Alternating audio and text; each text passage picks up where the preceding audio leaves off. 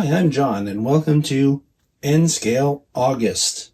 There are 5 Fridays in August, and I have 5 SD40-2, or in one case, SD40-3, models that we're going to look at this month, one on each week. This is the last week of August, so this time we're going to look at the Snoot Nose SD40-2.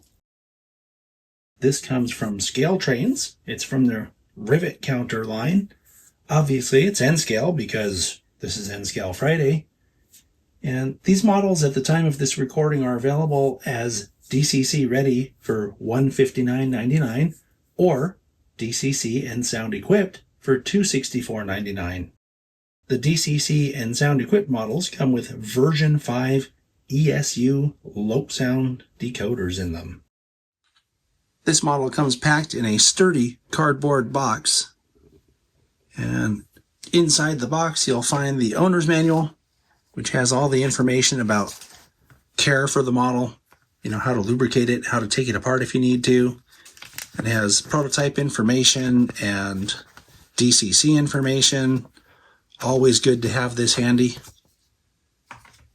Then inside that, we have the model itself in a protective plastic clamshell. Now, because ScaleTrains is offering the SD40-2s in a pretty big variety of road names and road numbers, your best bet would be to go to the ScaleTrains website and see if they have the ones you're looking for. Looking at the paint and markings on this model, the yellow covers nice and evenly, and the little pinstripes, red here on the body between the gray and the yellow, and then down here on the sill, are very clean. I don't see any fuzziness in the separation lines. The Union Pacific logo on the cab looks really good as well, so they've done a really good job with the paint treatment.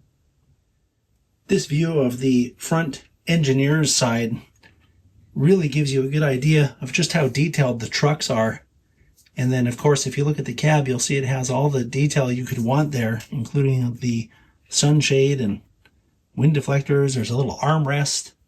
Something else I'm noticing is that the windows all have little painted treatment that makes it look like window gaskets. To me, that makes it more believable. Usually you only get that kind of paint treatment on HO scale or larger models. Also, looking at the model from this angle, you can see that the little grabs on the snoot nose on the top and on the side here are separately applied very thin wire grabs, as well as the one up here on the front of the nose.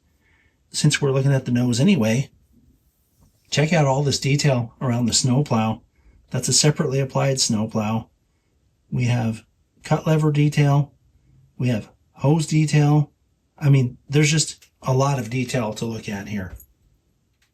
This view from the fireman side shows a brake wheel on the nose, more hose detail down here, and just a lot of detail around the truck and cab areas. Something else I'm noticing, which is really cool, is this locomotive has a beacon. We'll find out later if that works. Here's a side view of the fireman side. You can see it has the air duct bulge here, and the handrails look nice and straight. You can see there's a little bit of bell detail right in front of the fuel tank over here.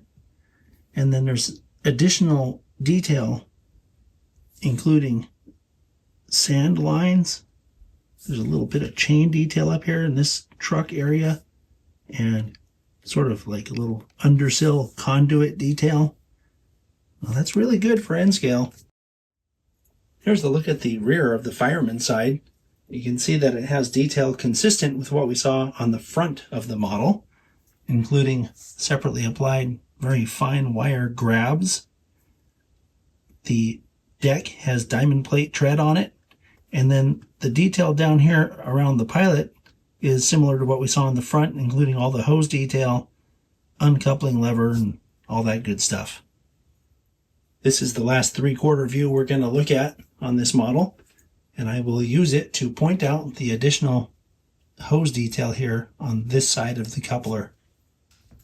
Now we're going to take a look at the roof detail, And as you can see, this model is full of things to look at, including what appears to be an air line that goes to the horn. This little conduit here, I'm guessing that's what it is since the horn is right there.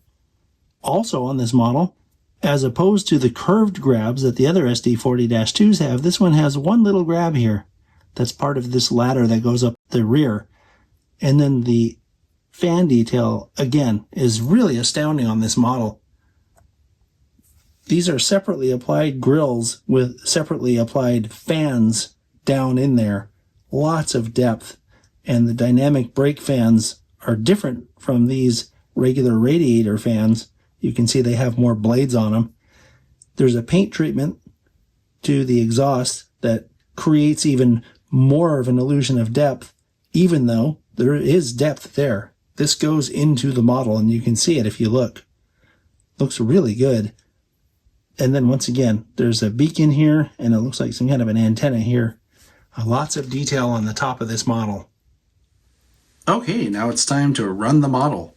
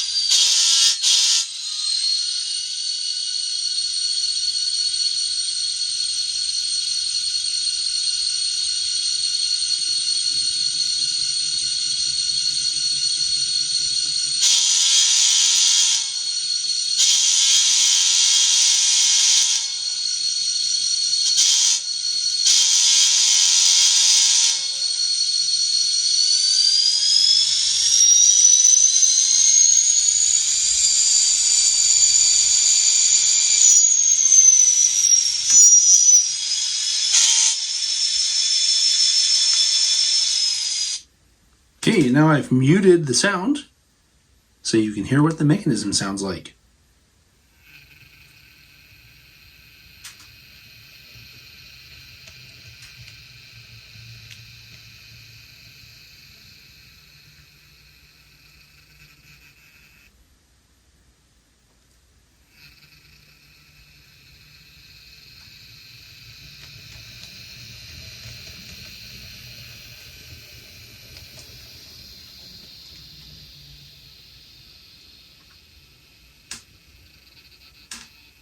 This is a very smooth and quiet mechanism.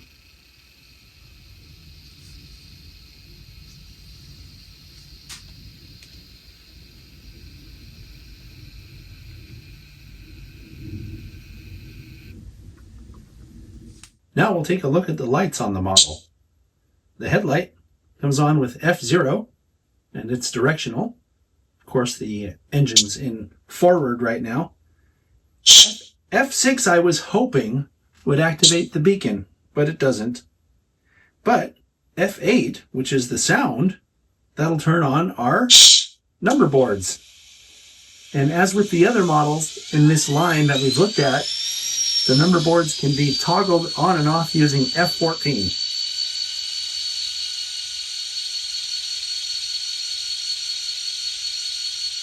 Then when I put the model in reverse, the rear headlight comes on, and of course the number boards are still able to be toggled on the back of the engine using F14. Well, I'm kind of sorry that the SD40-2 month is over now, but what a way to end it with a great looking Union Pacific SD40-2, another super detailed model from ScaleTrains, I was a little surprised that the beacon light on the top of the cab doesn't activate. But everything else does, including the separately operable number boards. So great job, ScaleTrains. I'll see you next time.